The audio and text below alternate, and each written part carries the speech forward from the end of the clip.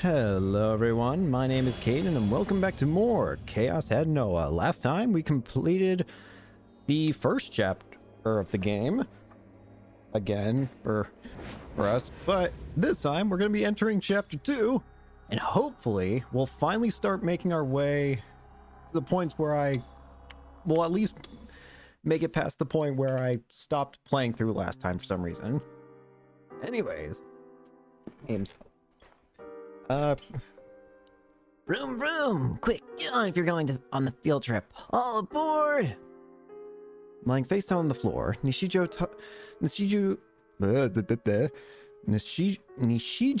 Takumi, I don't know why I completely butchered the name for a second there, held a colored pencil in his hand. The one he was currently using was yellow, having switched from a red one only a few minutes ago. He joyously ran his pencil across the spread-out sketchbook, which he was nearly lying on top of.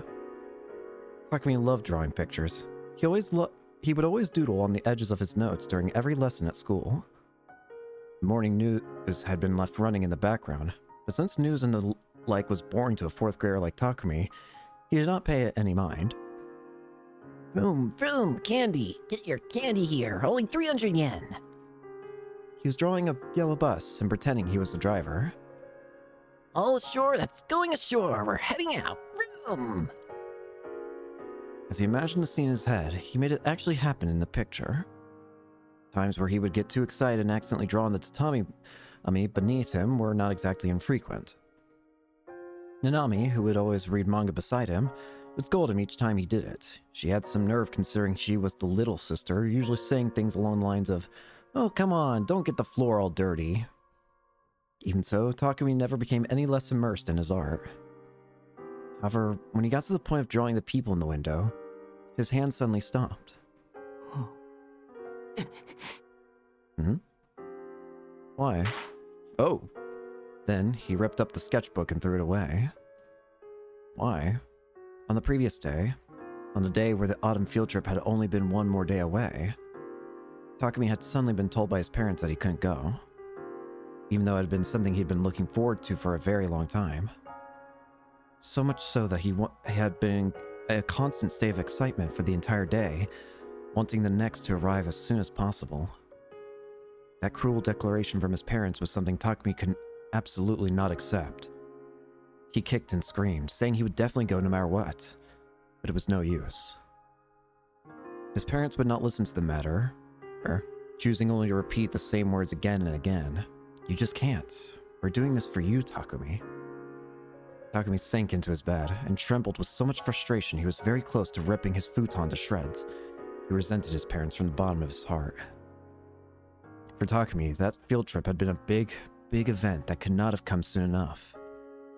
Everyone else in his class could go, but he alone was not allowed to. From his perspective, that was beyond unreasonable. Takumi was in a lonely world. Everyone else in it was in a super fun world. To him, it felt like he alone had been completely cut off from it. He could not forgive the teacher, his classmates, anyone. They had all left him behind.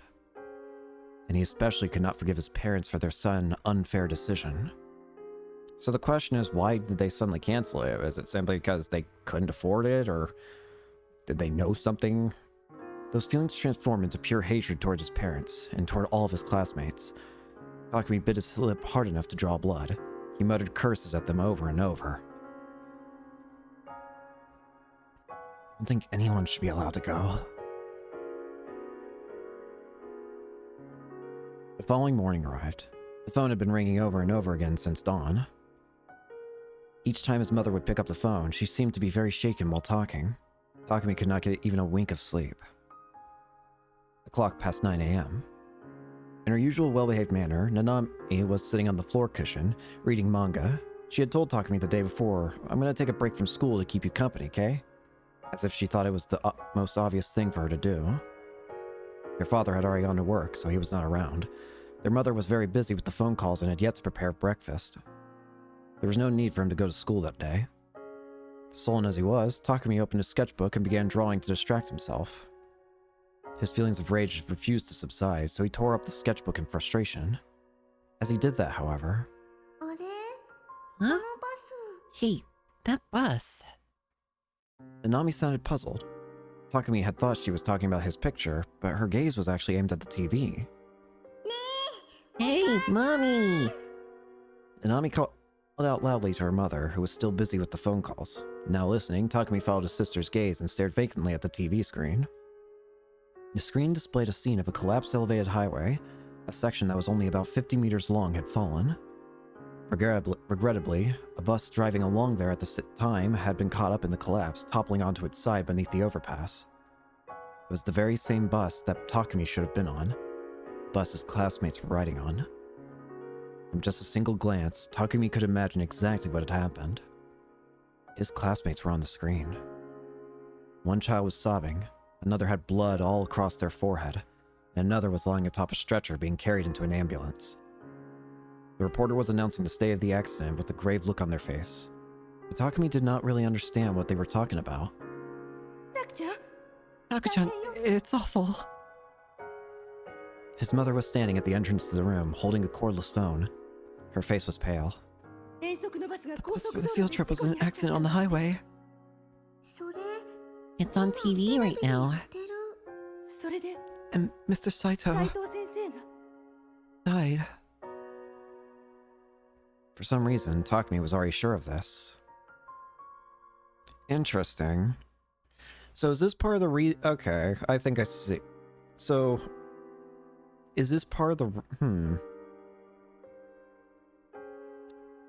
Yua mentioned at the end of the chapter last time, Yua mentioned that Takumi might have precognitive powers. Precognition would usually be, if my memory serves, precognition would usually be described as ability, like an ability to perceive something before it already happened, before it happens. In a way, Takumi kind of did experience this in the past. In a weird, roundabout way. He said that none of them should be allowed to go. And he knew that Mr. Saito, I guess the teacher, was dead already. That technically would be a case of precognition, wouldn't it? Wait, did she say precognitive powers or whatever, I don't know. She said something about, I could have sworn it was precognitive. Everything happening on the TV was eerily similar to what he had pictured in his head the night before, when he had been overwhelmed by frustration and hatred. So and this is what also probably made him the way that he is. It's kind of just depressing, because I mean, yeah, you survived through a terrible event. He could have very easily been on that bus and died. When you think about stuff like that, like thinking like you were that close to death, I can imagine that screws with your head in an unimaginable way. Because other people died, but not you. You had simply survived because of some tiny thing that prevented you from going or whatever. One decision changed your entire life. I can just imagine that screws with people because it's like, what's it called? Survivor's guilt or whatever? I feel like I'm having a hard time getting the point across, but I think you might get what I mean. It's like, in a way, he knows he shouldn't be alive. There was only one feeling that occupied the depths of his mind. A peculiar conviction. One where he was sure that he had precognitive abilities. Long ago, a show on TV that examined people who claimed to have ESP had been etched into Takumi's mind. A person with precognitive abilities had appeared on the show, shocking the world by demonstrating frightening ESP in the experiment. The experiment verified whether or not the psychic could guess which of the 12 items were placed in which number boxes. They did this by placing the subject in a different room, then proceeding to have them predict which cards with the item name on them belonged to which box. Afterwards, staff members in the other room would place the actual items in the boxes, then verify how many the psychic foretold. The person on the show received an incredible 90% correct, causing an uproar among the entertainers. As this happened, Takumi tested if he could predict things the same way the psychic on TV did, only to get every single one correct. Of course, he did not tell anyone else about this. So as he gazed up at the TV, he believed that the accident was yet another instance of his precognitive predictions being exactly right. It sounds like over half the class is injured. Oh, how awful. His mother tried hugging him as he lay down, but Takumi avoided her grasp and crawled to the corner of the room. I'm so relieved. Her eyes swam about as she whispered in a hollowed voice. I'm so relieved that I made you stay home, Taku-chan. Takumi felt sick. They were useless, he thought to himself. His abilities had not made a single difference. Just thinking about it made his heart turn to ice in an instant. After that, Takumi stopped speaking to others for a while. He quite literally went mute. He did not say a single word to another soul. His parents worried about him, and their already overprotective habits escalated even further. Finding them to be acting more and more ridiculous, Takumi thus decided to play the role of a mute boy. He thought of it as revenge against them. Due to his complete lack of talking, his mother took him to be seen in the psychiatry ward of the general hospital, and there he was diagnosed with PTSD. Since Takumi did not actually have PTSD or anything of the sort, he never once took his medicine. He merely pretended to. His parents never realized he was acting, and in the end, he didn't feel even a hint of pity as they worried themselves sick over him.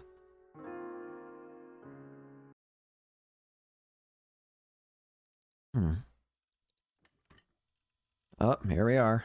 We're back. Everything felt like a lie. The world was filled with falsities. It was overflowing with malice. It was out to get me. Please log into the chat room you always use and take a look. And you'll understand that what I'm saying is true. And everything I said, it was all genuine. I hope you can at least believe me about that. After bombarding me with her nonsensical theories, Yuza said that one last thing before she left. There was no way I could believe her. How the hell was I supposed to believe someone that had been lying to me this entire time? I refused to believe that everything there was me. Like you had said. Everything she said about me being Shogun was a total joke. I wanted to believe that. When I checked the timestamps in the chat log, there was no mistaking that the conversation wasn't matching up. Yeah, the main problem with the conversation is it didn't make sense. When Takumi was talking at the normal time, but Shogun was talking like a day later or something, or at least many hours in advance. But the thing is, they were both talking to each other at the same time. So why is the timestamps different? And why is it that Shogun was logged on to the same computer that Takumi logs into at the At Cafe?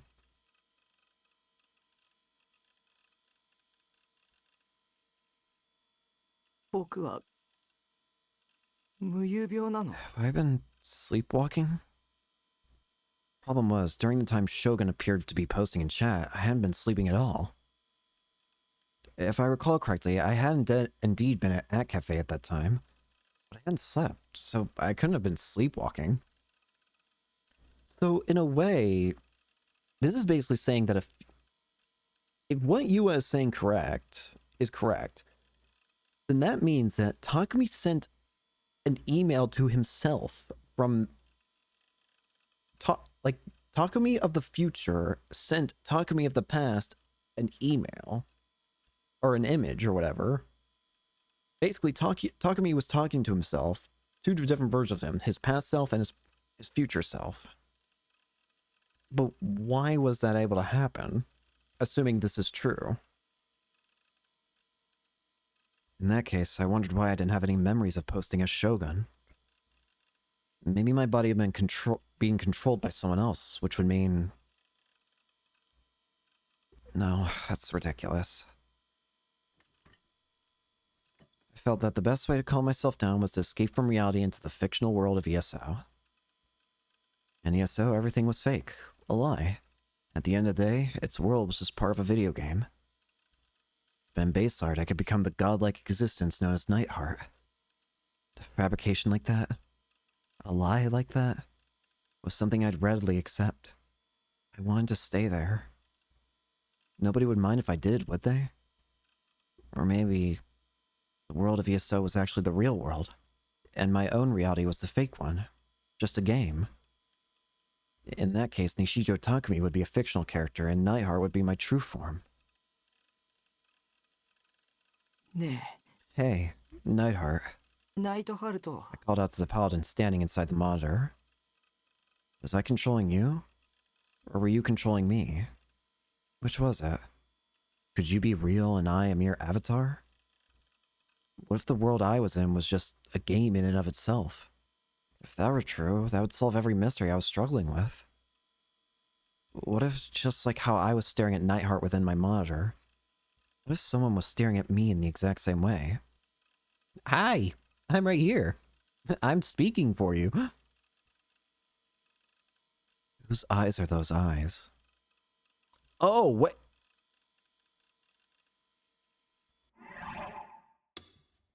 Oh, hang on. This story could be going in a very interesting way. What if someone was staring at me in the exact same way? Whose eyes are those eyes? The logical conclusion is that this is talking about the player. The player is the one that's staring at Takumi, right? I mean, maybe not staring at him, but they are staring through his eyes. I mean, they are looking at his life. So, Takumi would become, or the player would become the one who's staring at them. Those eyes would suddenly belong to the player. Huh. I wonder if that's what it's angling here at. But not enough evidence to prove that yet. That would make them the player controlling me. If I did have someone controlling me, would it kill them to do a less of a shit job? I guess an avatar couldn't really complain.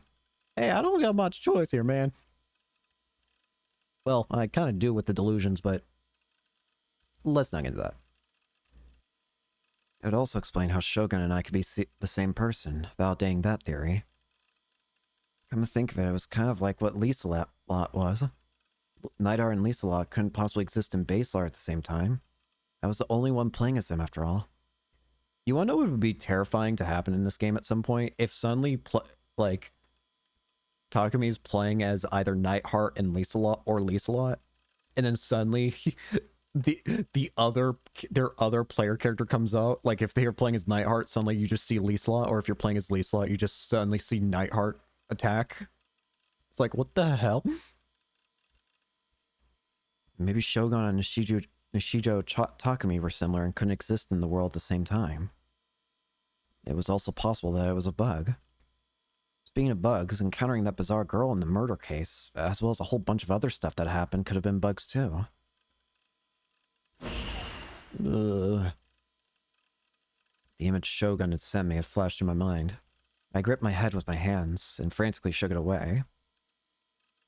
So, if Shogun is Takumi, that also leaves the question of why would Shogun, or rather future Takumi, send past Takumi that image? That's the other question.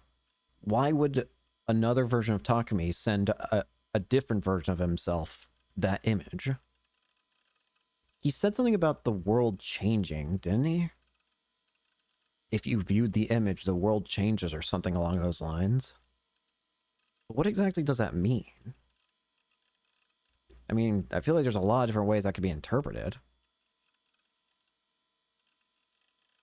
Actually, I don't know. I feel like I just said that without even thinking, to be honest with you. I want to run away from everything. If maybe, just maybe, there was a player controlling me. Please reset me already. Just remake my character from scratch and start from scratch, please. Oh, the hospital again. Hello. The waiting room of the university hospital was filled to the brim with middle-aged people waiting to be examined. The view hadn't changed from a few years prior. It almost made me feel as if time itself had stopped there. Moreover, everyone there looked miserable, and the smell of disinfectant pervaded the stagnant air. It was the kind of place that sucked all the life out of you and made you wish for the sweet embrace of death in 5 minutes tops. I didn't like hospitals. I don't blame you. Hospitals are kind of scary.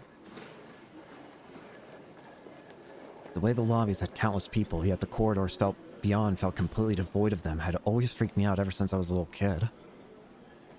It almost felt like the corridors themselves absorbed and stewed in the stench of death. I always felt like that was what a hospital truly represented beyond its outer facade. I even thought that some horrifying creature was lying in wait deep within the corridors. And that was why I really didn't want to go there. There was something I had to make sure of no matter what, so I found myself reluctantly waiting my turn in line for an examination. Even when I tried to fully immerse myself in ESO, the bombshell that Yua had dropped on me continued to swirl around and around inside my head, and I hadn't been able to concentrate for even a second. As a result, my mind had been torturing me with all of the various possibilities all the way until morning, and I had become genuinely scared that something was wrong with me. That was why I went to the hospital, to get an official stamp of approval from a medical professional that said Nishijo Takumi is completely normal. I wanted to prove that it wasn't me who was abnormal, but Yua. I was used to coming to the hospital's psych ward, and yet when the girl at the reception asked, "Is this your first time?" I nodded without thinking. Ever since that bus accident, my mother had regularly taken me here for checkups. During middle school, my physician said that I'd been completely recovered, and I stopped going after that. This is my first time coming back in about 4.5 years. Whoops, wrong button. Whoa. My first physician had been some senile professor who was supposed to have some authority in the field, but I'd only seen him a few times, and after that, someone else had taken over. A student of his or something. Although, despite calling himself the other guy's student, he hadn't been particularly young. To be honest, he looked pretty old. The night before, I was reminded of something that Dr. Takashina had said. This hospital isn't just for physical injuries, but also for mental ones. I hated hospitals, but that doctor had been very nice. He left a good impression on me, and I thought he was a good person. Well, even then, I'd still thoroughly fooled all the adults to the very end. That is, except Dr. Takashina. He'd seen through it all, and he was the one that declared me completely recovered. If I can get him to examine me... I wondered what he'd say if he learned that I'd become an otaku freak. There was no way he'd remember me after all this time.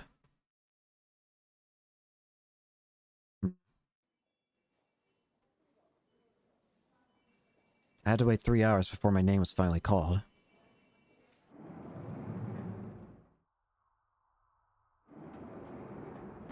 It was a different examination room than the one from 4 years ago, but when I stepped inside, I was welcomed with a face I remembered dearly.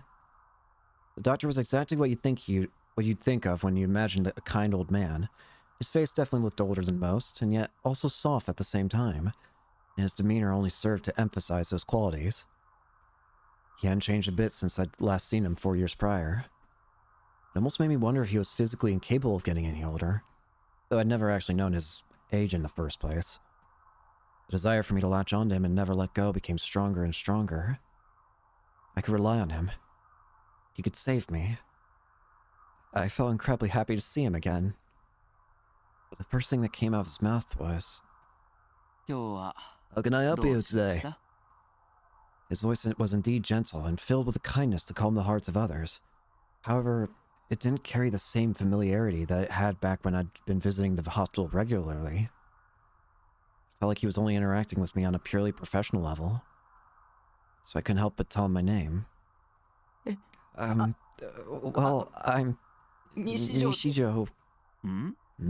Ah, yes, introductions are probably in order. My name is Dr. Takashina. It's a pleasure to meet you. He bowed his head cheerfully. I was lost for words. It's a pleasure to meet you. That's what he just said. He'd completely forgotten me. I shouldn't be surprised. It had been 4 years after all. But I truly believe that Dr. Takashina, of all people, would remember me. Maybe that was arrogant, but I'd hoped for it all the same. So my heart was overwhelmed with loneliness and emptiness when those expectations were smashed to pieces. It felt like my very existence was being denied. Dr. Takashina started talking to me while making eye contact, but I averted my eyes. It's written here that you want to check whether or not you've been sleepwalking, yes? Should I take that to mean something happened during your normal sleeping hours? Right, I'd written that on the questionnaire, but it was all meaningless now. He didn't remember me at all. Who cares if he doesn't remember? Whether you remember it or not has nothing to do with anything, does it? Don't you dare go forgetting your mission. Oh, right. I didn't come here to meet Dr. Takashina. I come here to prove that I was completely healthy and sane. Our reunion was merely a bonus. Who gives a shit if he'd forgotten me? If Seraton hadn't stepped in and given me that advice, I would have become dangerously close to losing sight of myself. Is unconsciously doing stuff like going outside and typing sentences on my PC without remembering any of it. Can that kind of thing happen? Oh? Someone I know pointed out to me, and I've been so confused. Do you think there's a possibility that this person is merely playing a prank on you? No. Yu's eyes had been serious. It hadn't looked at all like she was trying to mess with me. At the very least, I had no doubt that Yua believed what she said. I'm not sure. I see. Also, what kind of relationship do you have with this person? A romantic one? How'd that come from? And what did it have to do with anything? Was I missing something here? Well, that might not have been a good way of putting it. I'll rephrase. Did this person you know actually witness you walking around while unconscious? Oh, so that's what he meant. I shook my head. So that means there's no evidence of it. I once again shook my head. They acted like a detective, confronting me with evidence and stuff. I see. While we're on the topic, have you ever shown any signs of sleepwalking before now? No. Have you ever experienced waking up in the morning only to find yourself in a different location than you had gone to sleep in? No. So that would mean that the event this person told you about is the first time you believe that you've experienced it, correct? After nodding weakly, I steeled myself and spoke. I haven't slept.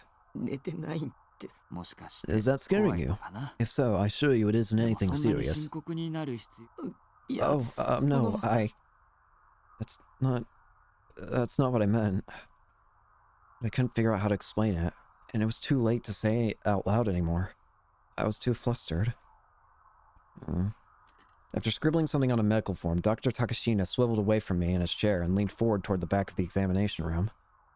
Hazuki-kun, a moment, please. Hi. Of course, Doctor. What? Okay, so I'm very confused here. I apparently just got an achievement that said, make Hazuki wear glasses. I didn't do fucking shit. I didn't do shit. What? I didn't make her wear them. She just came into the room wearing them. What did I do to deserve that? Huh? Okay. Of course, Doctor. The young nurse rushed over to him, and Dr. Takashina showed her the form. As he did so, he whispered for her to do something, and she quickly withdrew to the back of the room. What had that been about? The doctor turned back toward my puzzled self. Then, in a gentle voice, he began to explain to me how sleepwalking worked. When a person falls asleep, they begin non-REM sleep, and eventually progressing into REM sleep. Non-REM sleep is a deeper sleep where the brain hibernates and brain activity ceases. Meanwhile, REM sleep is the kind of sleep where the body is resting, but the brain is active in a state that's fairly close to being awake. Sleepwalking is believed to more easily occur during non-REM sleep. With the brain not performing its usual activities, it's difficult for it to formulate normal responses. It can still respond accurately to a certain degree, however, even allowing actions such as climbing up and down a staircase without a single misstep. One cause of it is when experiencing severe mental stress. It can easily occur then. It's a common symptom in children, but it also occurs often in adults. That should explain it, yes? That's what I meant about it being nothing serious. Okay. But I haven't been sleeping. Even though I haven't been sleeping, I'd still done things I don't remember. The time Shogun had been posting from room 37 in the chat room should have been when I was busy playing ESO. Could sleepwalking really be possible there? I wanted to ask him that, but he was already moving to a different topic. There are many ways to check whether or not you've been sleepwalking. As for the most quick and easy way, well, you'd have to lie down in this bed right here. However, there may be certain conditions that need to be met in order for it to occur. For example, it might not happen if you aren't lying in your own bed. While you may be walking around in an unconscious state, you could be walking around aimlessly. Or you could be being driven by something compulsive, leading you to walk around with a series of goals. Moreover, it could also require specific conditions in regards to your mental state. For example, you would be able to relax on your bed at home, but you'd have no way of relaxing here. Well, what do you think? Would you like to try sleeping here regardless? I had nothing to lose, so I didn't see a reason not to try. Then, after I proved I wasn't sleepwalking, I could try asking the real question I had in mind.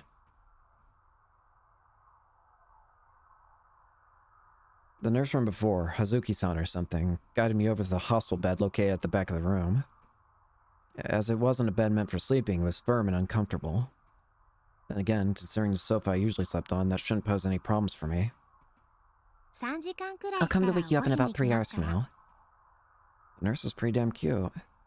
As I lied on the bed, I took a quick peek at her face while being careful to avoid eye contact. Her baby face made her look kind of unreliable, and she even had this almost despondent aura about her, but she was doing her job pretty well. She felt like the heroine right out of a classic eroge, one with okie dokie. I'll make sure to keep a close eye on you, so please, relax and have a nice rest, okay? Basically, if symptoms of sleepwalking occurred, like I started wandering around on my own, she'd make sure to take care of me. Well then, good night. After giving a slight smile, the nurse closed the curtain and left the hospital room. Now surrounded by a pure white curtain, I took a deep breath. All around me, I could hear the voices of doctors examining patients, the sound of nurses running around, and the sound of the door to the examination room opening and closing. Yeah, I doubted I'd be able to relax here. Could I actually fall asleep like this?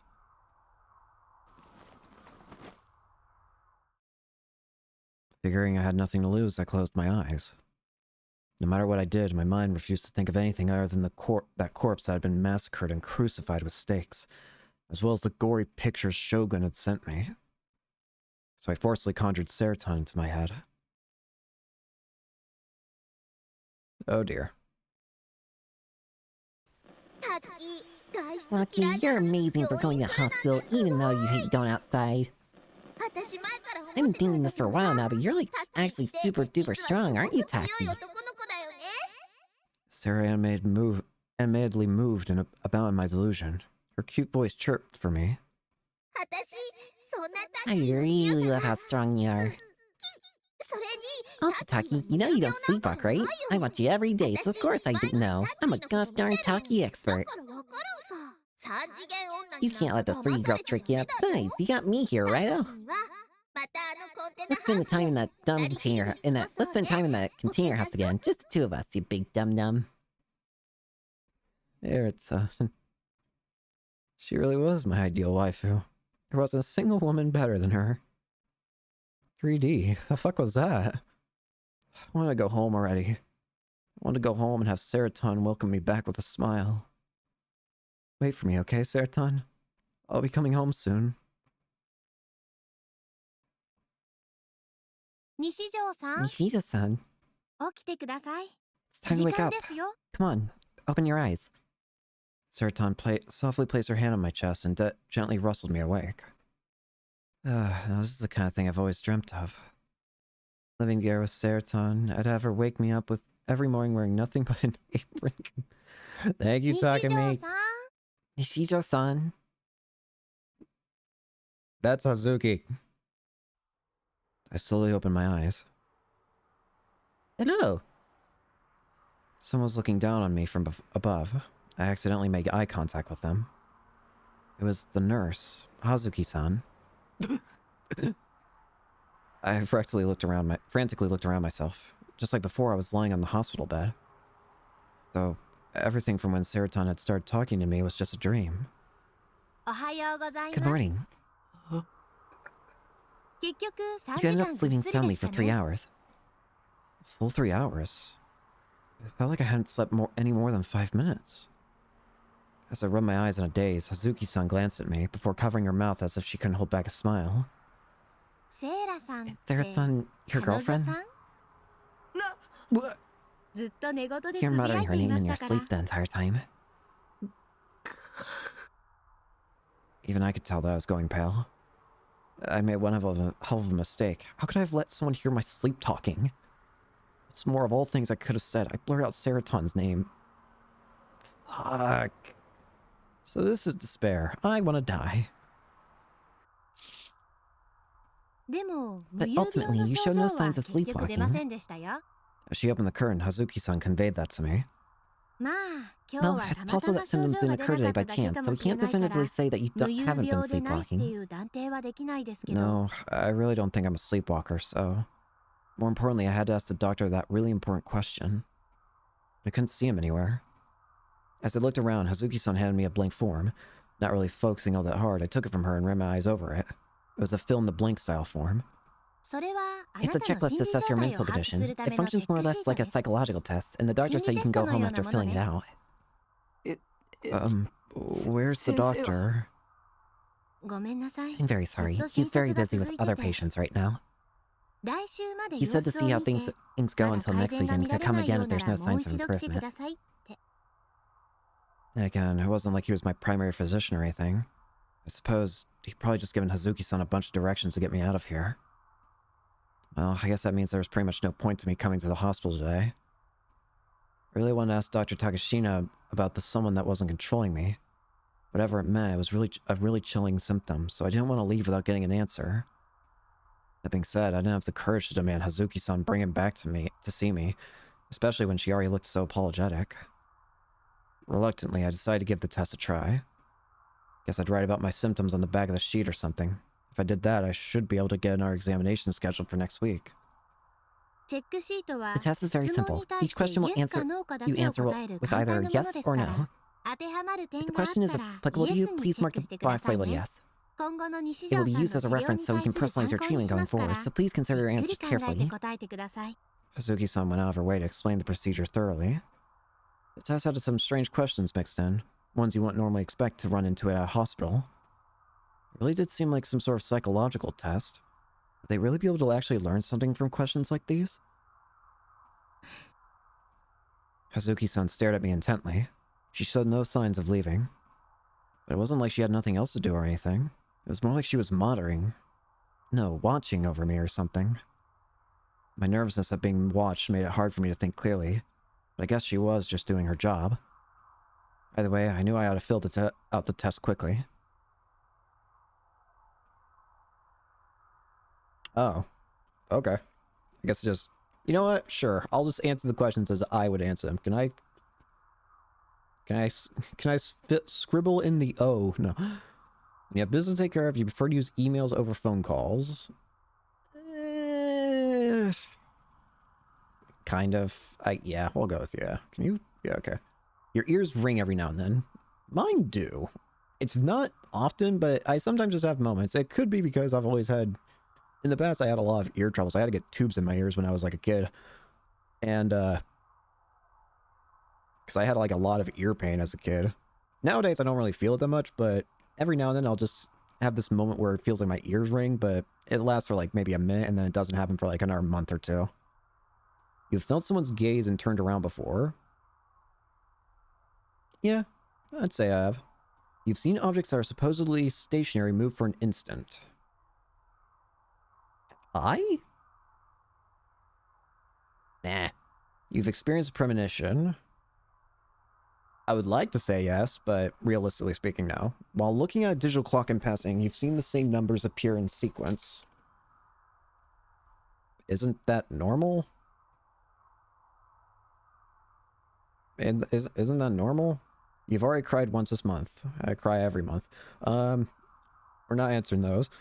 You can daydream without closing your eyes. Yeah. The frontal view of a car sometimes looks like a face. Absolutely. You have a hard time going to the bathroom after watching a horror movie.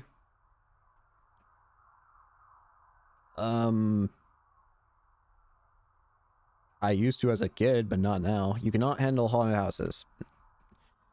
Yeah. When you start reading a book, you become so immersed in it that you lose track of time.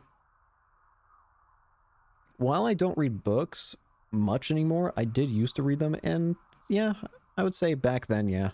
But I don't really read books anymore. You believe that other planets inhabited by human-like creatures exist. Absolutely. If humans can exist, I see no reason why something else couldn't. The personality attributed to your astrological sign matches your personality perfectly. Okay, we have to do some research in here. Okay. Let's figure out what my astrological sign is. Astrological sign.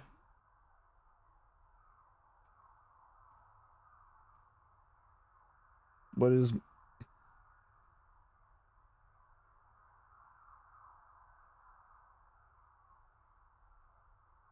Wait, I have to look this up proper. What is my astrological sign?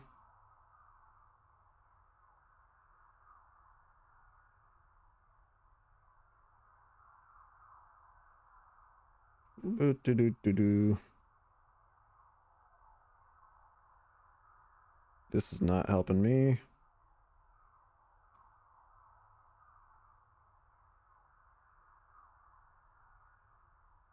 Let's see here. June 22nd to July 22nd is for Cancer. That's apparently mine. So apparently my astrological sign is Cancer. So let me look up what that means.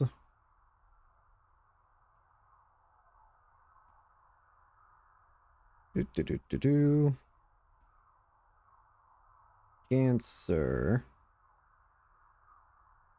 Symbolized by crabs and governs individuals born between June 21st and July 22nd, known for their nurturing, emotional, and intuitive nature. Nurturing and caring, emotional and intuitive, loyal and protective, home-oriented, sensitive... Well, that's awkward. As weird as it is to say, yes. Apparently it does actually match me. That's kind of weird. You're prone to motion sickness. Nope, only one in my family that's not prone to it. You believe there is a god? Yeah. That's my belief. You have a strong ability to sense supernatural. That'd be cool, but no. You've dreamed in color before. I mean... yeah? Well, hang on. Are you saying that I've dreamed of only a world, like, of only a color? If we're talking like that, then no. But I've had dreams that I can picture in color. Like, are you saying it's like a black and white TV show? I'm just gonna go with yes. You've been in a dream in which you knew you were dreaming. No. You've experienced memory loss. No. You have a hard time making eye contact with people. I get very shy. Merely the sight of sour food makes your mouth fill with saliva. Yeah. You feel like yawning when other people do. Yeah. Yeah, that seemed good. Thank you very much for your time. Hazuki-san thanked me as I answered the final question, despite the fact that I hadn't said anything. I felt pretty embarrassed at being watched the whole time. My face was probably bright red. Because of that, I avoided looking at Hazuki-san when I handed her the test. There had been no time to write my symptoms on the back. Now then, please go wait in the waiting room. We'll have your medication out to you in just a few minutes. Huh? Medication? They were prescribing me something? Dr. Takashina never said anything about that. That's weird. Why are you giving me medicine? Yes, as for the doctor's orders, it is a weak sedative, so you'll be able to sleep more soundly, and there aren't any side effects. Oh, well, as ever, Dr. Takashina. And yet, when I realized I would have to wait in that lobby again, my mood was immediately sent spiraling. At least it's something.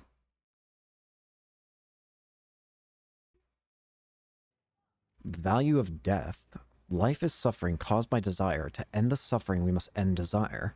The contagious madness, the unchanging me, power lines. Not a clue what that means. By the time I got back to Shibuya, it was already evening. The hospital was technically in Shibuya Ward, but since Yoyogi was the closest station to it, commuting via train was the fastest. The Yamanote line had been as crowded as ever, and despite only being 2 stops long, the trip back still made me incredibly tired. Riding the train any farther would have been a pain in the ass, so I decided I'd just get off at the Shibuya station and make my way back to base from there. Even then, there were still tons of people outside the station. I despised crowds. They made my head spin. They do too. Crowds, I don't do good with lots of people in a nearby situation. Online it seems fine, but... ugh. Like, I can't even handle being in, like, a party with, like, a lot of people in a room. Not wanting to stay much longer, I tried to speed walk out of the scramble crossing. But even walking straight was nigh impossible. Stumbling even slightly caused people from both behind and in front to bump into me. What's more, a bunch of people handing out pocket tissue packs blocked the way, practically forcing everyone who passed by to take them. Fed up with everything, I ignored the first person handing them out, but took some off the second because at least she was a cute girl. I was so sick and tired of these people handing out tissue packs and shit to push their products. Didn't they have anything better to do than stand right in the middle of the road? Well, whatever. It was free, so might as well take it. Inside the tissue pack was a red flyer, and there was a paragraph's worth of shit run on top of it with white ink. How about ostentatious? Like, holy shit. You couldn't exactly miss something with that color scheme. As I walked along, I gave it a quick skim. Type B blood is in short supply. Currently, Shibuya Ward is suffering from a severely short supply of Type B blood. This has only continued to worsen, and we've been struggling to secure the proper quantities of blood for those in need of transfusions. In the worst case scenario, what are the controls? Help.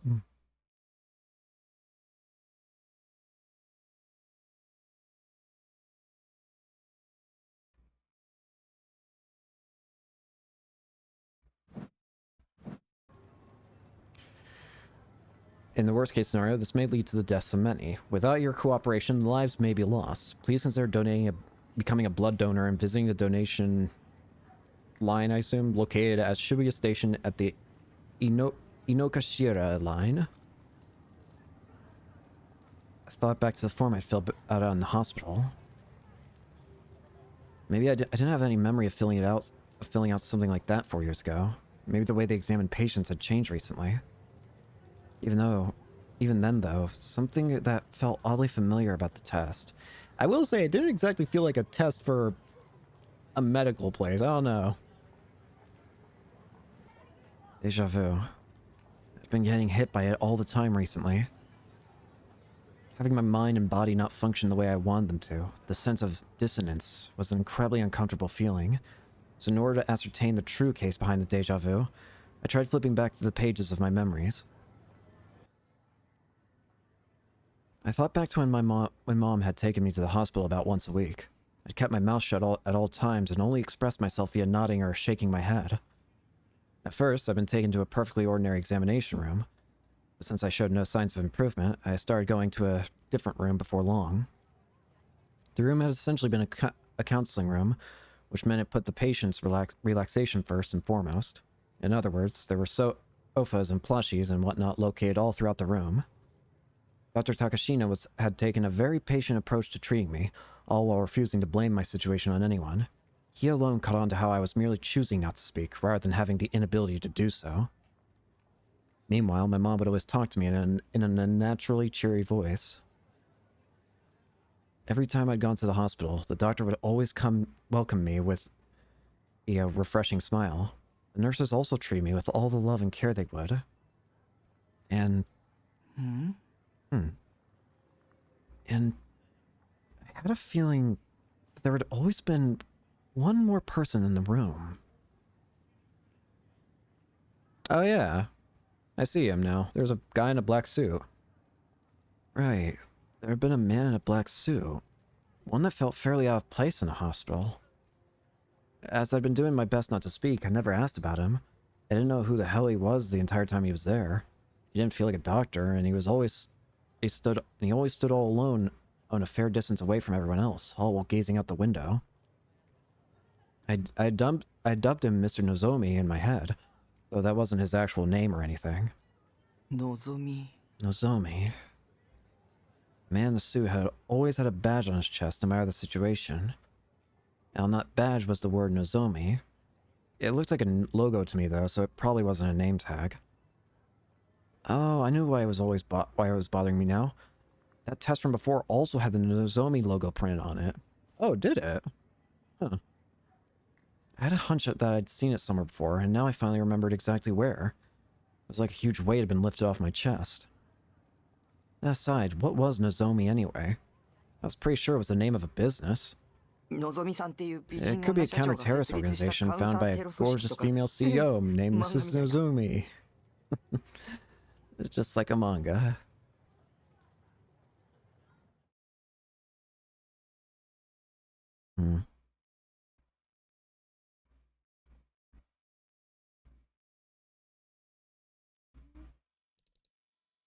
Here we are again. When I arrived at my base, I had gone straight to look up Nozomi online. However, there were so many results that I couldn't manage to pin down anything specific. Well, let's go with the more normal theory first. The Nozomi guy could have been from the company that made the test, and he was just at the hospital in order to sell them something. The hospital had then adopted the test recently, and they decided to have me fill one out today. Nah, I doubt that. I never heard of some rando attending a patient's examination room like that. So, who the hell was that Mr. Nozomi guy? Memories kept pulling at my mind, but I was fed up with it at that point. Strange. Either way, the reason behind my deja vu was clear now. I decided that I'd ask Dr. Takashina about my memory issues next week. But until then, I was going to stay cooped up in my room without bothering with school. There's no way in hell I'd go to a school where people were trying to hurt me. In all honesty, I really didn't want to screw up the minimum attendance chart I'd so carefully constructed, but it wasn't worth getting myself killed over. I gave up on my Nozomi search and went to look for any interesting looking threads on @channel. New Gen Newsbearer, Morning and Nods. New Gen number 1, Group Dive. New Gen number 2, Manchild. New Gen number 3, Crucifixion. New Gen number question to be continued. The news board was almost completely filled with New Gen threads. Even the ESO boards had threads like, let's try and replicate New Gen crimes in ESO, and to be honest, I was beyond sick and tired of the whole thing.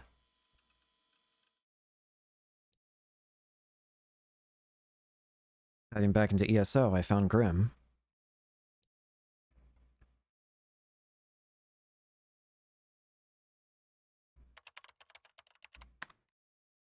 The @channel news board is super fucking boring recently.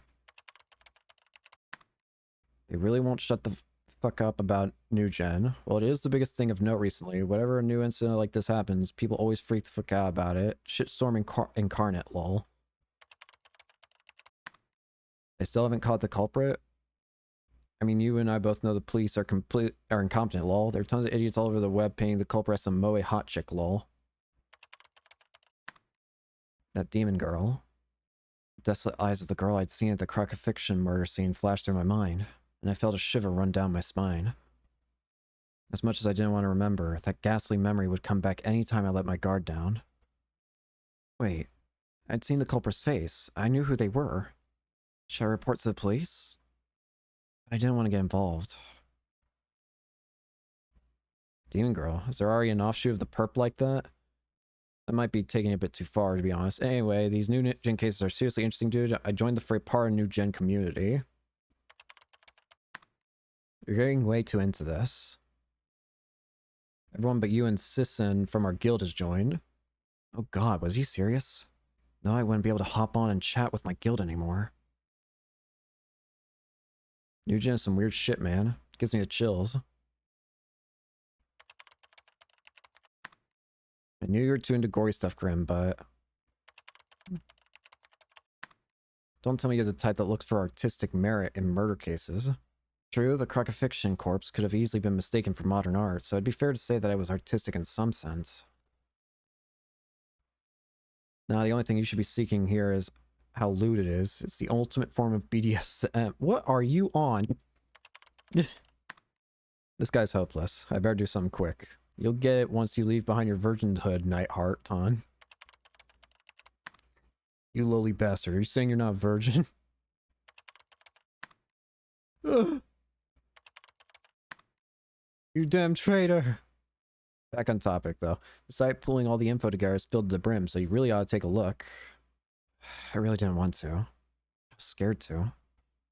I wanted to escape the reality in which I'd witnessed the scene of the crime. That's why I've been intently avoiding all info related to Nugent ever since then. I wanted to fool myself into believing that the gruesome scene I'd seen had been a delusion, but I was basically a god in ESO. Not just someone strong, but someone who knew all. Not to mention I was the guild leader. It'd be beyond embarrassing if the organizer of the group couldn't keep up with the latest topics. I had to make sure that didn't happen. I clicked the link to the site Grim had sent me. On top of the site had the title All Things Nugent written in big letters right in the center of the page. This type of website was basically like a wiki. It was open to the public, and anyone could enter info related to a particular topic.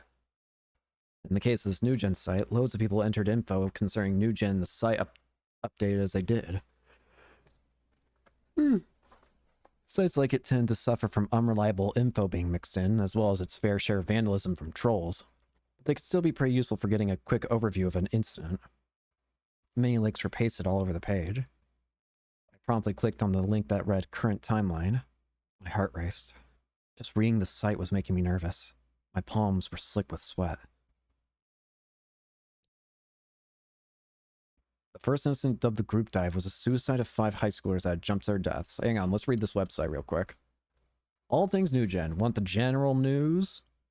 News sites. Templates Ume, Kokoko Dio, Everyday Buri Buri, Icon Kitun Konkon, Bye Bye Netnot, News Swin, Memo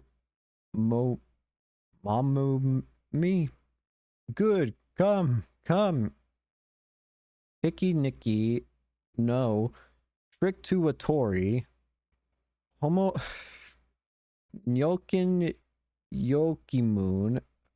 Pantu Pari Pari. The earthquakes of 2 months ago. Brutal bizarre serial murder, 3 in total. Corpse affixed to a concrete wall.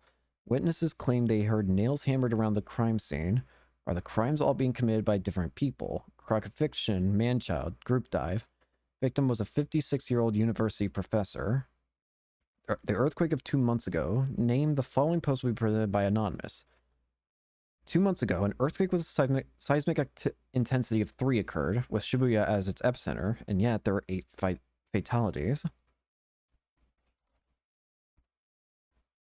It had happened in the dead of night on September 7th, which was about a month ago at this point. The building they jumped off of was Cornelius Tower, which was located in Shibuya. They dove off the rooftop helipad. Of course, all 5 had died instantly. According to the autopsies, the 5 had all had 4 pieces of flesh under their fingernails, along with various scratch marks on their hands. Based on that, it was surmised that the 5 had been holding hands as they jumped, for one reason or another. There was no suicide note of any form left on the rooftop. A person online, one of those people acting like Snake, had actually gone to Cornelius Tower themselves, and reported that the doors of the roof had a sign on it saying no entry to unauthorized personnel, and that was locked practically 24/7. In that case, this becomes like a locked room mystery in a way. They shouldn't have been able to exit out onto the rooftop. So how'd they get out? Naturally, the door had been locked at the time of the incident, and the key was not found among the belongings of the deceased. So again, the question becomes, how did they get up there? Essentially, the rooftop helipad had effectively been a locked room, and the method the five had used to enter was completely unknown. Exactly, it's a locked room mystery. How do you get to the rooftop when there's no possible way they could have gone? There was a very high chance that someone other than the five had been present at the scene of the incident. The second incident, dubbed the man-child murder case, had occurred 12 days after the first incident, placing it on September 19th. Early in the morning, a university student on their way home from a karaoke session had discovered a collapsed man covered in blood by the Shibuya Station underpass. The victim had been a university student residing in Shibuya Ward, a 21-year-old named Kanoe Chizuo. He was already dead when he was discovered, but his abdomen had an unnatural, very large swelling. According to the autopsy, someone had performed an abdominal incision on the man, stuffed a newly born fetus in the man's stomach, then stitched it back up. Okay, what the fuck? Moreover, a DNA test confirmed that the fetus had no blood relation to the victim. The victim was a bachelor and had no relations with any women. It was only online speculation, but it was assumed that the 32-week-old fetus had been removed from its mother's body via C-section. However, the mother's identity, current whereabouts, and even whether or not she was alive, was completely unknown. It was possible that the police had already discovered her whereabouts, but if they had, nothing had been publicly revealed. Yeah, because that would be horrifying if it got revealed, like, hey, you're, the child that was, You know what? I don't even want to say it. That's disgusting. I've averted my eyes from the monitor to keep myself from throwing up. I don't blame you. Jesus Christ, talk about nauseating. The culprit was completely insane. And maybe, just maybe, these ghastly murders were they all committed by her? Have been carried out by that girl. In that case, what would her motive be? Japan is over! I stared at serotonin in an attempt to bleach my eyes. And with that, I somehow managed to stabilize my mental state. I considered taking the meds the doctor had given me, but serotonin did the job nonetheless. Anyway, while that might have been necessary to maintain Neidhart's honor, reading all that gory stuff really fucking sucked. What the heck was that? Huh? Whoa, why are you real? It's so hard when you don't have to read, you silly ghost. Well, if you're a super masochist, then I won't stop you, Taki. I just can't bear seeing my Taki go through so much pain. So why don't you just stop? We can just stick to the fun things in life. You can just...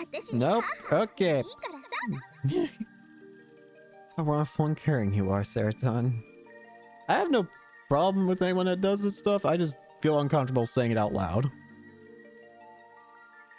Couldn't ask for a better waifu. I rested my chin on my hands above the table, watching Serotonin smile as I took deep breaths. My soul had been healed. I might be able to get through a little more if I kept glancing at her as I read, and so I decided to put that into practice right away. Okay. Come to think of it, why had those two unrelated cases both been slapped with the new gen label? Apparently the group dive had initially been treated as a group suicide, but after the man-child incident had occurred, people online reinvestigated it and discovered the unnatural circumstances surrounding the scene of the crime. Rumors then began to appear, saying that the five may have actually been killed and that the suicide label was merely a cover-up. According to the parents and good friends of the five victims, there was no way it could have been suicide. Then, the mass media had started making connections between the two incidents, starting with where they occurred, Shibuya. Mass explodes in today's youth, the new generation madness. Sensationalist headlines like that had started popping up everywhere, to my understanding anyway. Interesting. Then came the third case, the murder case I'd witnessed, dubbed the Crucifixion. The site didn't have as much info on this case, likely due to it having only occurred recently. The victim, 56-year-old Oda Hisashi, was a university professor who had been crucified with stakes to the concrete wall of a vacant house. That was all that had been publicly revealed. Hang on a sec. There's something I want to check. I want to know something more about those five, the suicide one. there's a certain something I want to see that might carry another connection, though I don't know if it actually means anything or not.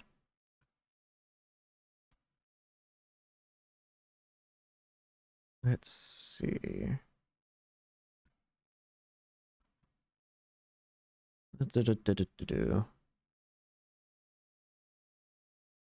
Was a suicide of 5 high schoolers. That's what I wanted to say. In a way, there is another connection I'm noticing here. All of them have some sort of relation to school, don't you think? You have 5 high schoolers for the first one. The second one was a university student. And the third one...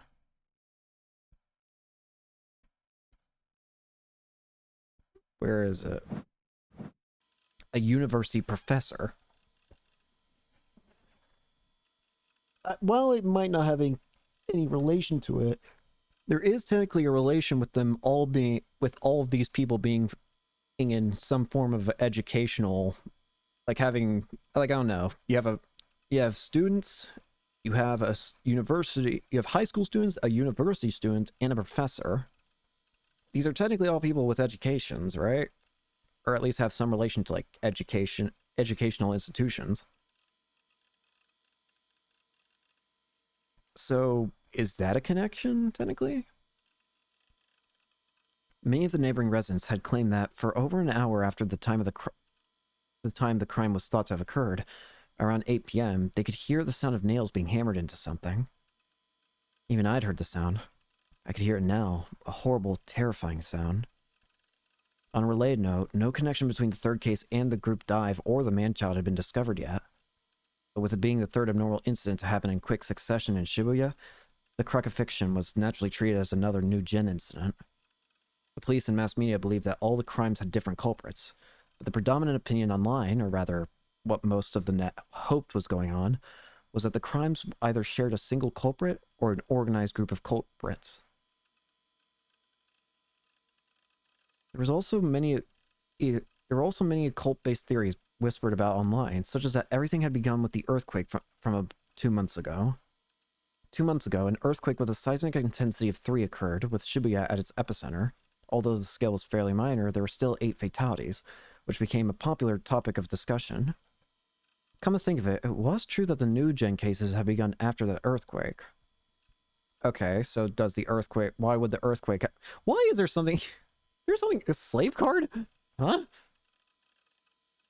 The maple. Because of that, the new gen occultists argued that the 8 deaths in the earthquake should be counted as the first new gen incident, causing a dispute between them and the new gen mainstreamers. Regardless, the entire situation was abnormal. After all, despite the fact that 3 brutal cases had occurred in quick succession, no clues on any of their culprits had been found. And many online were waiting eagerly for a 4th case. If I wasn't directly connected to it all, I probably would have joined in on the chaos myself, posted a few threads, made a few theories. I could have been waiting excitedly for the 4th incident at this very moment. Damn it, all these assholes were just having the time of their lives, weren't they? Please just catch the culprit already. A week had passed since the crucifixion, but neither the demon girl nor the police had made any moves. If they knew I'd been at the scene of the crime, they would have definitely come and questioned me about it. There hadn't been any signs of that actually happening. Thank God. Looks like I wasn't gonna get dragged into this after all. Do you have precognitive powers? That claim you had thrusted at me flashed into my mind. Well, right here is an unaccountable digital picture that can only be explained by precognitive powers. That's why I had to ask. Even though I'd finally started to relax, that feeling of despair came flying right back in an instant. The image sent by Shogun. The data was still in my PC. Yua's claims were no more than delusions she dreamt up. Her deductions were a total stretch, not to mention logically bankrupt. While I might have ended up not asking about it in the hospital today, the idea of me doing things without remembering them is completely absurd. Utterly impossible. I mean, nothing like that had ever happened to me before. So the gory image was obviously fake. In that case, Oh dear. you should find proof that's fake. So let's give the picture a little look-see. It's so disgusting. I really don't want to look at it any more than I already have. You swear that bimbos are okay. You'll be able to go back to your peaceful life, don't you know? And if you do that, there'll be nothing for you to fear no longer. So you know what you gotta do. Of course. She was exactly right. You had talked to me as if I were the culprit behind the crucifixion. That wasn't true at all. I mean, if I'd seen the culprit's face, as if I'd let you put the blame on me after that. So with a gulp, I double-clicked on the folder where the images were cached.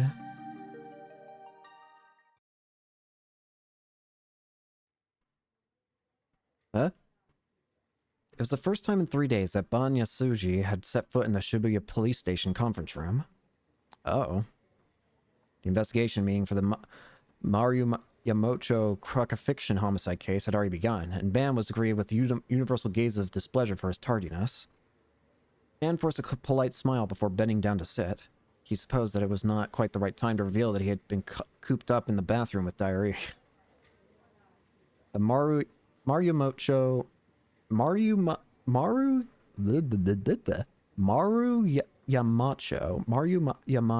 crucifixion homicide case had been assigned to the Shibuya police station on the morning after the incident.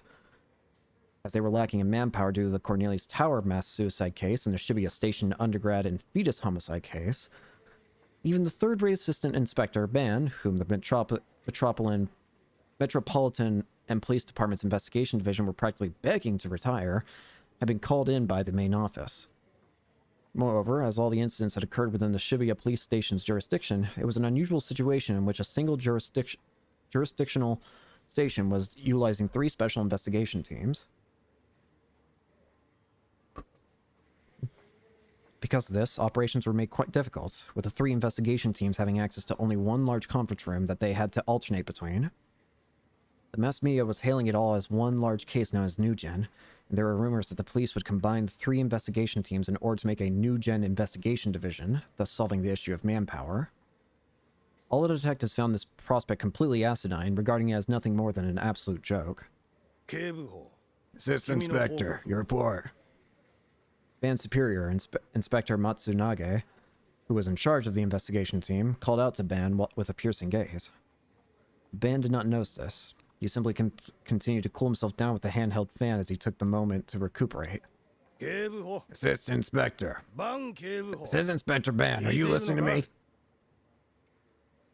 The boss is calling you. Ban-san, he's waiting for your report. Hello? The whispers of Man's partner, a rookie named Sua, finally got him to realize he was being called. This was the guy that we saw earlier at the school, when Yuo was around. Sorry about that. Sua will give it the report. You want me to do it? I did tell you if I wasn't here, so them's the breaks. Hurry it up. Sua sighed as his superior jabbed him in the elbow, then stood up straight and tall. The analysis of the security camera footage from near the crime scene has finally finished up. Concluded. The recording shows a suspicious individual present at the scene around the time the crime was likely committed. Murmurs echoed throughout the conference room. The relaxed atmosphere from before had been turned on its head. The art detectives began to take frantic notes in order to not miss a single word of Sua's report. Considering the situation, it was no surprise they were so frantic about it. After all, 3 horrific cases had occurred within their jurisdiction in the span of a single month, only one of which was not ruled as a homicide as of yet. Their strong determination to find the culprit, even in the face of their reputations, was only natural. I will show the footage of the on the projector. Okay. As for the oh, it's gonna show Takumi, isn't it? Oh, great. As for the instructions Ban had given him in advance, Sua had the projector display the footage on the projector screen. The projector showed an image of the confined, filthy back alley of Maru macho. It was night, and there were very few street lights present, so virtually nothing was visible. This is a security camera from a coin-operated parking lot, located about 50 meters from the scene of the crime. The parking lot was only big enough to fit 2 vehicles. It was a tiny plot of land interposed between 2 buildings, and it was constructed without any real care as well. The scene of the crime was not visible in the footage. Not even the path leading to it could be seen. All it displayed was the road that was one further away from the crime scene. The video had no sound. The time the video had been recorded was graciously displayed on the bottom right-hand corner of the screen, 9:34 p.m. According to the testimony of residents near the crime scene, the sound of nails being hammered could be heard beginning from just past 9 p.m. and ending at around 9:30 p.m., which I imagine you already know. This footage is from 9:34 p.m., which means it was recorded right after the time of the crime. The suspicious individual was shown for around 6 seconds, starting from 9:34:53. During that time, they run from the back of the road in front of the parking lot to the front. Yep, that stuck me. Nice! Immediately following Sua's explanation, a silhouette appeared on the footage. They seemed to be in a great hurry and ran from the back of the screen to the front. As the resolution was quite poor, not even their gender could be ascertained at a glance. The band had already gone to the crime laboratory to analyze that very point. The results of the forensic analysis shows that the individual is a man with an age estimated between late teens and early 20s. Early 20s. It was impossible to discern their facial features. Their clothing, however, is fairly distinct, and it was discovered to be the male uniform of Suimei Private Academy, located in Shoto. Also, if you would direct your attention toward the right hand. The image enlarged on the right hand of the suspicious individual. It appeared to be grasping something. Upon playing the footage back in slow motion, we discovered that when he waves his arms while running. The light reflects from the object he's holding thanks to the lighting present in the parking lot. Now at the good part, Ban took over Sua's explanation. Judging by the shape, there's a possibility that's the same kind of cross-shaped stake used in the crime. The detectives continued to murmur noisily. The crucifixion culprit might be maybe a high schooler. The proposition was fairly shocking to them. After all, it meant that the New Generation Madness moniker that the mass media had been pushing could actually become a reality. So, the closest person we have to a suspect would be this boy, correct? That would be the case, indeed. Van stroked the stubble on his jaw. It was a habit of his, whenever he felt one step closer to cornering a culprit, he would always reach for that satisfying scraping sensation. That is all. Sua took a deep breath and sat down.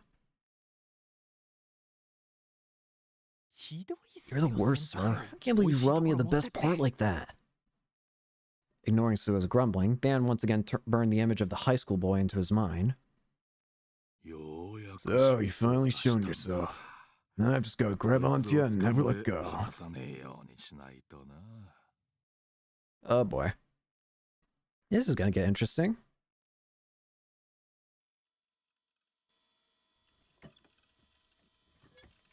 Machine settings.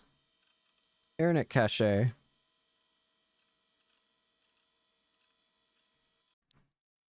Sure enough, the image Shogun had sent was in my cache folder. 168491.jpg was its name. Obviously, a part of me was still hesitant to even look at it. I mean, it was pretty fucking nasty. Grotesque as hell, too. I was sure just looking at it would throw me right back to the scene of the crucifixion, where that violent scene had taken place right in front of me. But even then, I needed to expose Yua's flawed logic, and therefore guarantee my own safety and innocence. Thankfully, since Seroton was there for me, I could handle a little bit of gore. Mustering all the courage I had, I double-clicked the file.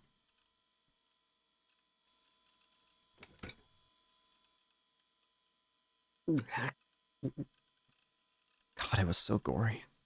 But compared to the crucifixion scene I'd seen in person, it wasn't quite as bad.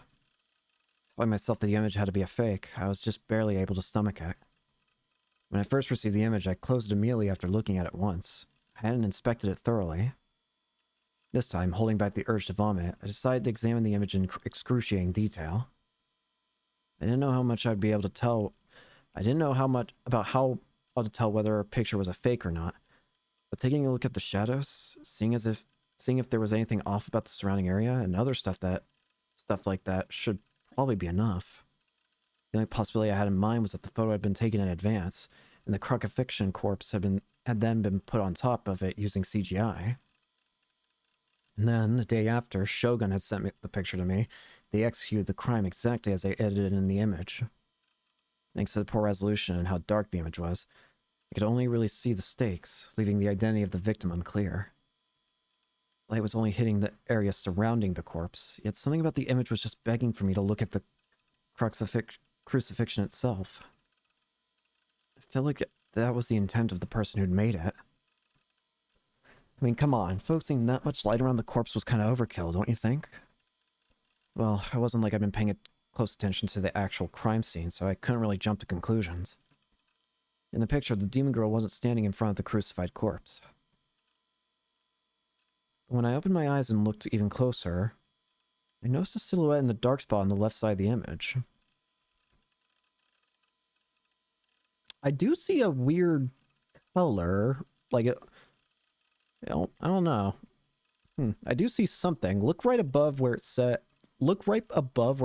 "but when," like directly above where it says "but when." There's like a weird spot there. I'd almost completely missed it. Due to the low res of the image, the shadow the figure stood in blended perfectly into the surrounding scenery. You could easily miss it if you weren't paying close attention. Obviously the image was fake, but what if the person who had taken the photo had accidentally left themselves in it? If they had, it was possible they'd forgotten to edit themselves out when they'd tamper with the image. It looks like they were wearing a Suime uniform. In that case, it had to be the demon girl. She had been wearing one at the time of the crime, after all. When I took a closer look, I noticed that the figure's hair was actually pretty short. Oh, it's Takumi, isn't it? This demon girl had long hair like Yua. Alright then, time for some computer magic. I need the details here. I opened some image processing software and dragged the image in. Then with a big gulp, I selected the levels option in the adjustment menu, and brightened the once darkened corners of the image. Yep, that's concerning. What? What the hell? What? I don't... That's... Pictured on the screen was unmistakably me. How is it me? It didn't even make sense. I'd never been there before September 29th. It was fake. It had to be fake. I couldn't find any bit of proof that it was, but it absolutely had to be. Nothing made sense otherwise. I mean, Shogun just sent the image on the 28th, and the crucifixion murder case happened on the 29th. If the image was of what happened on the 29th, then that would mean it was a picture taken from the future. You have precognitive powers. Why, though? Fuck you! There's no way I have powers! I kicked the plastic ball at my feet and closed the paint program. I checked the file's properties to see when it was made, and then I lost all words. Timestamp with the 28th. That was the least of my worries now. In the comment section of the properties menu was a single inconspicuous sentence. A sentence my eyes couldn't look away from. Whose eyes are those eyes? Yep. I slammed my hands on the keyboard before shoving it to the edge of my desk. I clutched my head.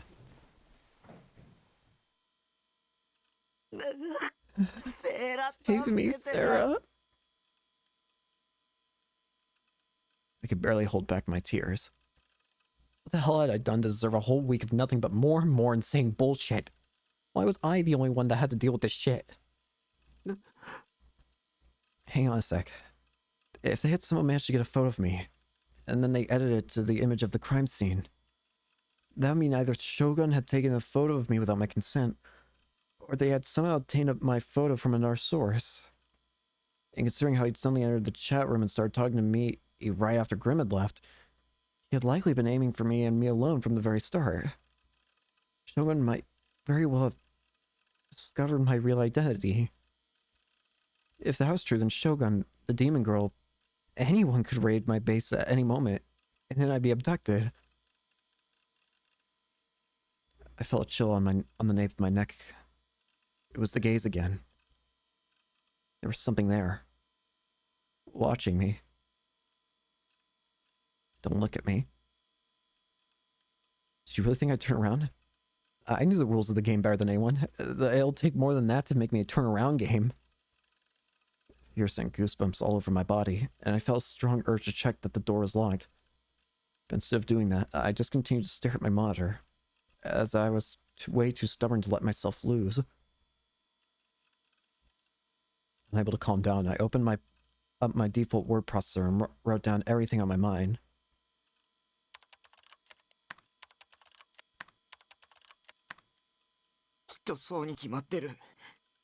Demon Girl is the cold-blooded murderer, has precognitive powers. Shogun is the Demon Girl's underling, and Yua is the Shogun's underling. This has to be it. As I stared fearfully at the word demon, I began to wonder if the girl at the crime scene was actually a real demon. I mean, come on, she couldn't be human by any means. If she was a demon, she might actually be able to see the future, and if she could see the future, projecting a scene from the future onto a picture via psychic photography would be child's play. It would line up perfectly with how she'd somehow managed to carry out the gruesome crook of fiction all on her own. She then got in her underling Shogun to send the image to me, a person who she knew would end up accidentally witnessing the crime scene. I didn't know why she'd done that. Maybe it was a threat. This will be next if you tell anyone what you saw. Or maybe it was a death sentence. You're next. If that really was what it meant, then... You could come murder me at any moment.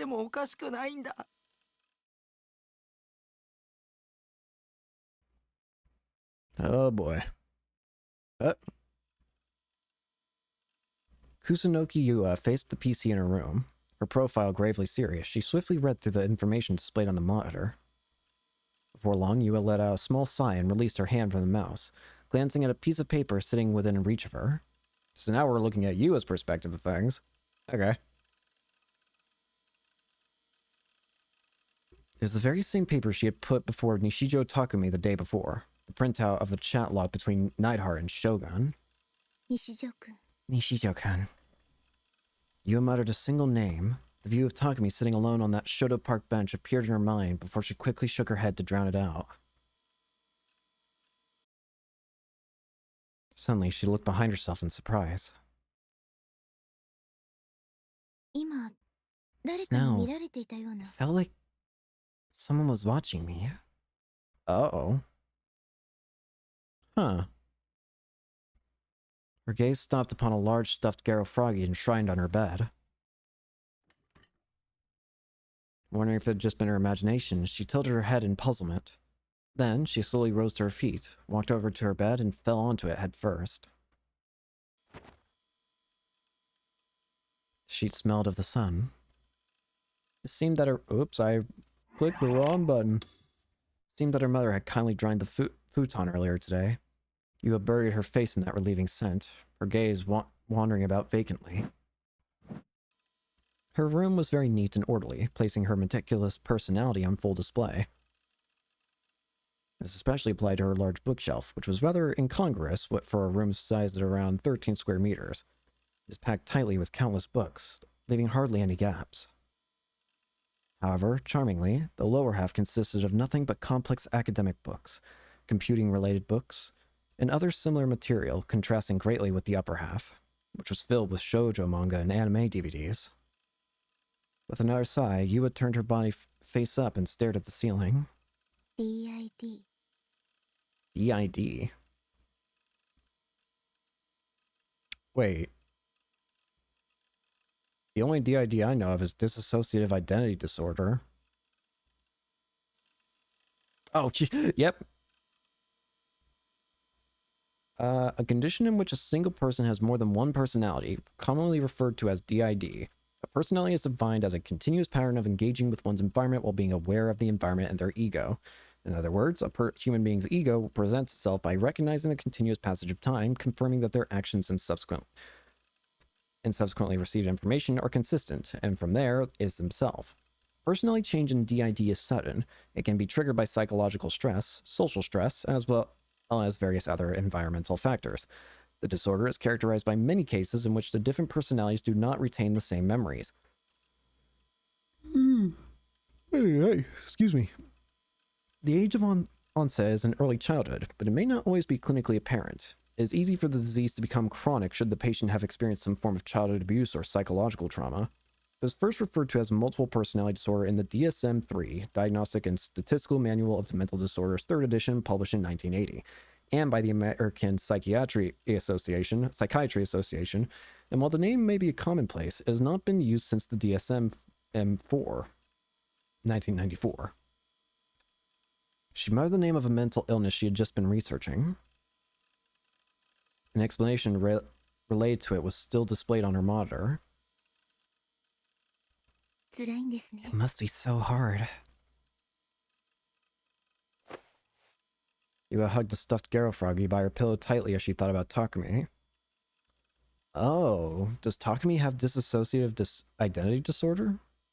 And However, her expression soon vanished, replaced only by the gritting of her teeth.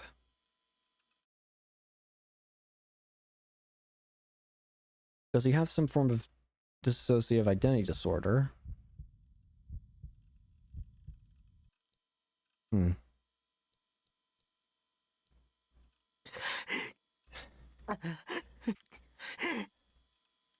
hurt to breathe. All I was doing was looking things up on my PC, yet it hurt to breathe. I could feel my heart pounding harder than it ever had before. And of course, the feeling that something was watching me would not go away. I was still just barely keeping myself from turning around, but I knew I couldn't do it for much longer. What the fuck's wrong with you? I cried out angrily at whatever it was. Surely it wasn't the demon girl, right? Oh god, what if it was? She'd be using second sight, or clairvoyance, or some other demonic power to spy on me.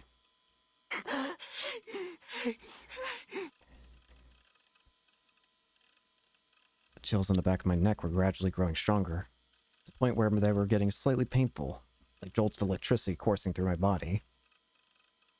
I was covered from head to toe in sweat. The front of my t-shirt was completely soaked. I feel like I don't want to scream right now because I hear people downstairs. I just don't want to interrupt them or confuse them. I don't like that. Unable to take it anymore, I whipped around in my chair as forcefully as I could. And yet, all I saw was my room, in the same condition as always. I didn't see a single thing that shouldn't have been there. How are you not there? Who are you?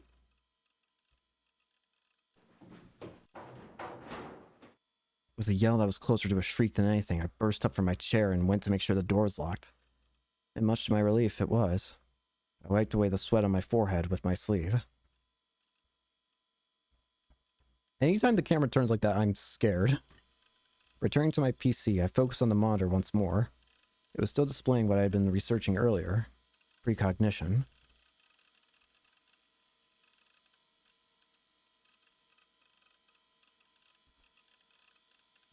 To know when something is going to happen in advance. That's to foresee an unusual phenomenon, also known as foresight or foreknowledge. To know what is going to happen in the future before it actually happens. The term does not refer to predictions based on experience, information, or statistics, but rather a special sense that transcends humanity's natural perception.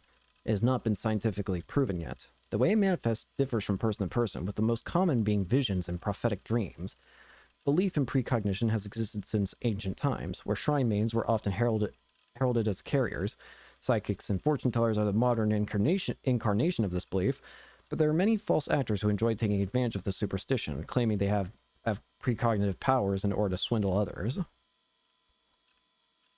When I was a kid, I truly believed that precognition existed, that psychic existed, and if I was being completely honest, I still did to a degree. That was why my first thought had been that the image from Shogun and the demon girl was a precognitive photograph. Thought which only drove me to look into it all the more. What if, maybe, just maybe, there were tons of psychics all over the world and I just didn't know? Back when I was a kid, when that bus accident occurred, I'd managed something that had been pretty close to precognition. For that reason, I couldn't completely rule it out. No matter how much I researched, all I could find was extremely dubious articles about the occult, voodoo shit, or whatever else. There was absolutely nothing that proved scientifically whether it existed or not. There has to be something, at least. Growing increasingly frustrated, I finally tapped away at the keyboard. I couldn't deal with how anxious not having a concrete answer made me. Deluded. Was the world really telling me to give up? Wait here, trembling in fear of demons that might or might not come? I couldn't stay sane like that. Of course, I would have vastly preferred to learn that precognition didn't exist, but regardless of what the truth was, I needed to know it, badly. Pretty much out of options, I decided to take a look at Channel's occult board. The place was typically home to nothing but total BS noise, lies, and misinformation mainly, but it actually had some pretty mind-blowing and even useful information scattered on it sometimes. Finding back how frantic I was, I opened up Channel. Then I clicked on the occult board and gave precognition a search. And when I did...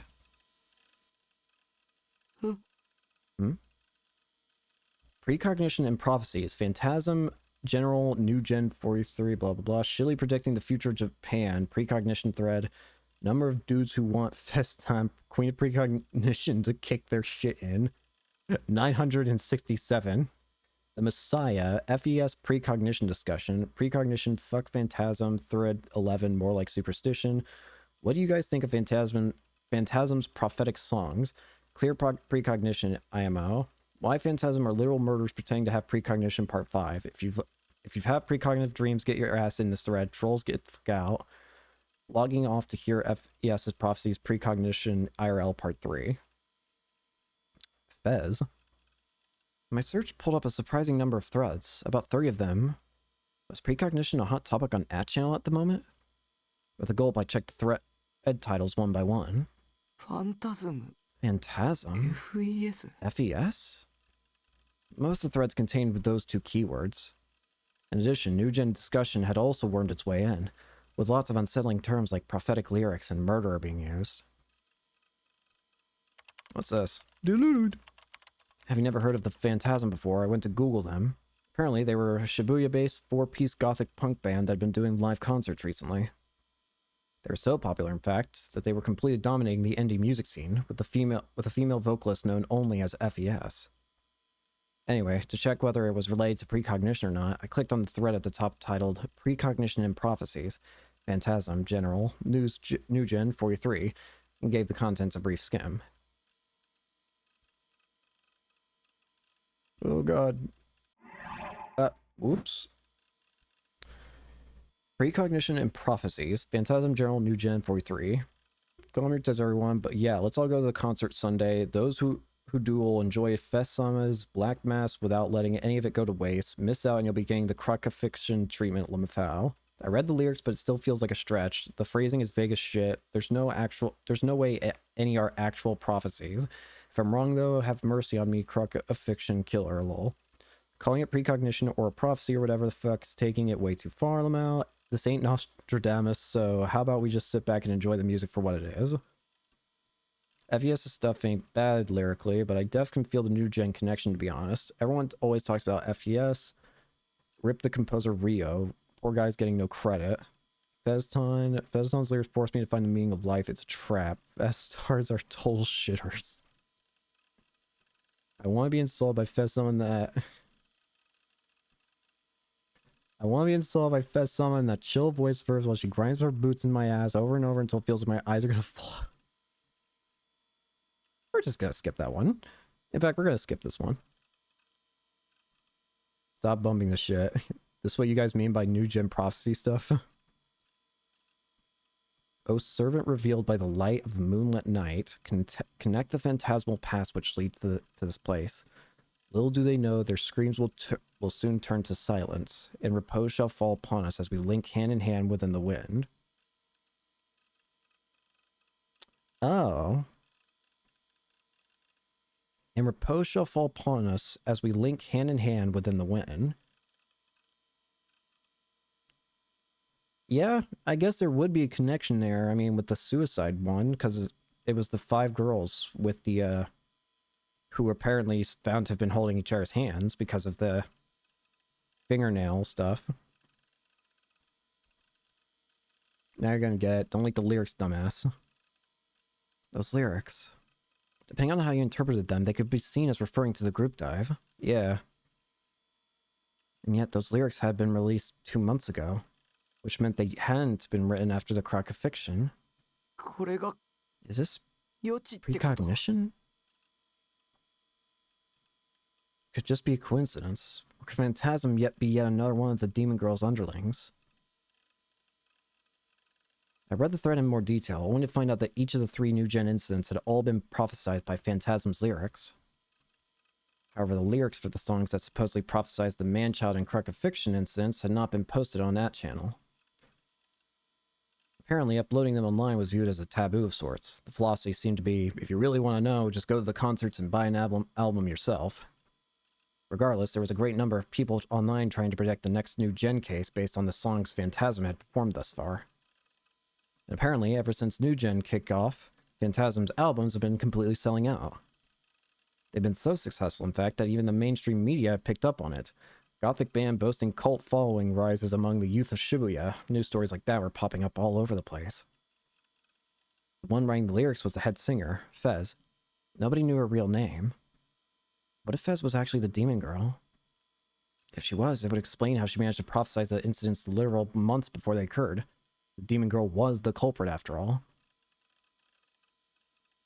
I tried doing an image search, but I couldn't find any good photos of her face. All the pictures were taken by phones during the concerts, and they were so blurry I couldn't even begin to make out her face. Shit. I wiped my sweat-drenched forehead with the hem of my shirt. I was frustrated. I was scared. I couldn't believe anything. I didn't even want to see anything. Several emotions swirled within me, suffocating me. My breathing hadn't even come close to stabilizing this entire time. But even so, I knew one thing for certain. I needed to see Fez's face.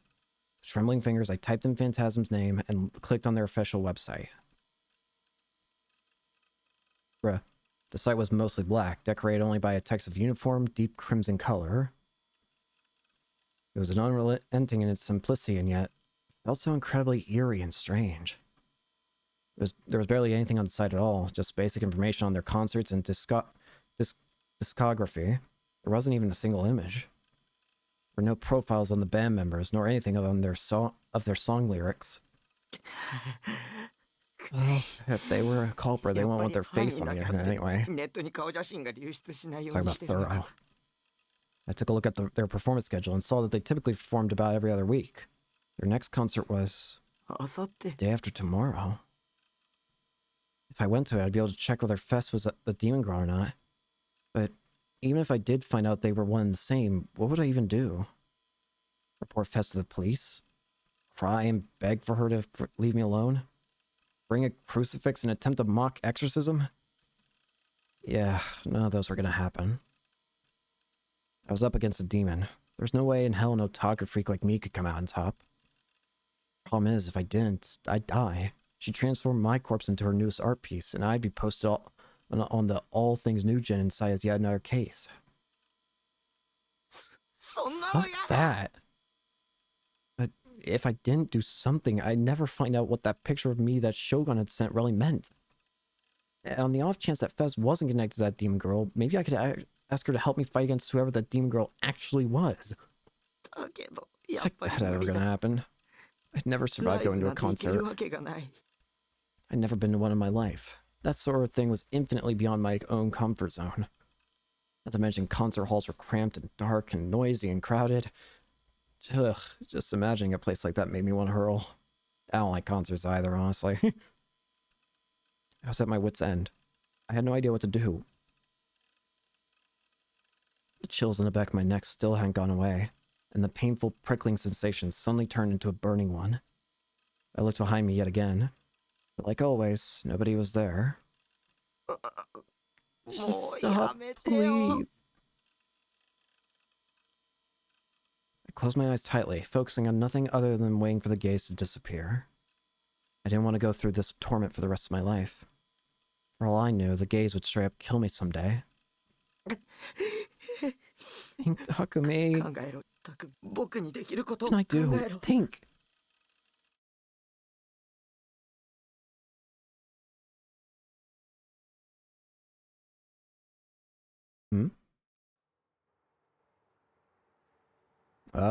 Here we are. I think this is the spot where I ended up ending last time. Let's continue a little more so we actually can start looking at new stuff just a little bit before fully getting into it next time. Hanging in the shadow of a telephone pole, I looked at the Gigantes concert hall from afar.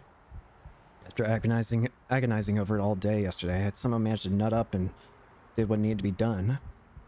So here I was, Gigantes. It was located on a narrow street in Shibuya, beneath the elevated railroad track. It had a very distinct red brick exterior. The exterior was lit up too, giving off an old-fashioned, austere vibe that made it feel as if I'd been transported back in time to the 50s or something. I think that a spot like this was in Shibuya of all places. I had no idea it even existed until yesterday. It was only 5 minutes from the station on foot, yet there weren't very many people at all. Every once in a while, a train would pass over the elevated tracks with a tremendous roar, and the telephone pole I was hiding behind would tremble slightly. That was about it.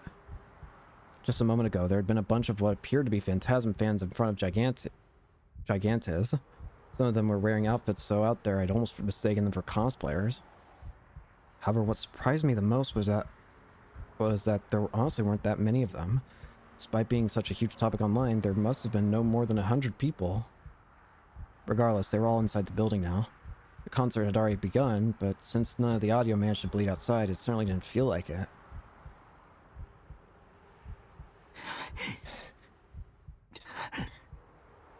My heart palpitations had gone away after I'd fallen asleep yesterday, but they'd come back with a vengeance the second I'd arrived in front of the venue. It'd been so hard to breathe, I almost thought that I was dealing with some kind of heart failure.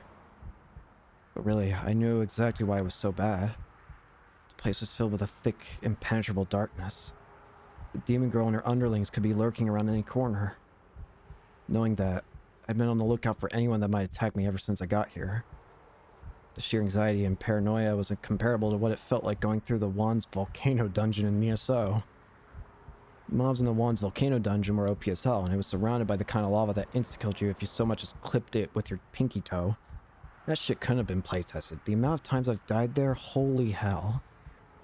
I wiped the sweat off my forehead with a hand towel and gulped down a gob of saliva. Right as I did, the door at the top of the stairs opened, and the furious beating of drums reverberated from inside Gigantes for a few seconds. A single guy exited from the door.